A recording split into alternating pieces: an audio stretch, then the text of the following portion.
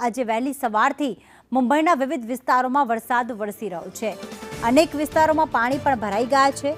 મુંબઈમાં ભારે વરસાદ છે અને તોફાનનું પણ એલર્ટ આપવામાં આવ્યું છે।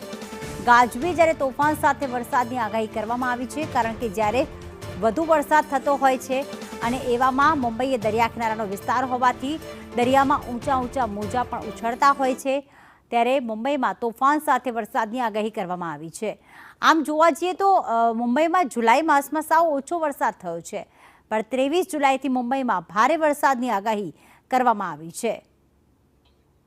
તો મુંબઈના આ દ્રશ્યો કે જ્યાં ઠેર ઠેર પાણી ભરાવાના દ્રશ્યો સર્જાયા છે। જુલાઈ માસમાં આમ તો મુંબઈમાં સારો એવો વરસાદ નોંધાતો હોય છે, પણ આ વર્ષે ખૂબ ઓછો વરસાદ નોંધાયો છે। પણ હવે 23 જુલાઈથી મુંબઈમાં ભારે વરસાદની આગાહી કરવામાં આવી છે અને એવામાં ભારે પવન સાથે તોફાન સાથે વરસાદ વરસે તેવી પણ શક્યતા વ્યક્ત કરવામાં આવી છે।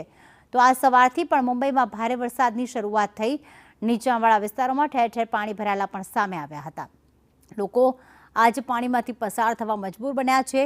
માયાનગરી મુંબઈમાં હાલમાં વરસાદ વરસી રહ્યો છે। ઠેર ઠેર નીચાણવાળા વિસ્તારો જે છે તેમને એલર્ટ પણ કરવામાં આવ્યા છે।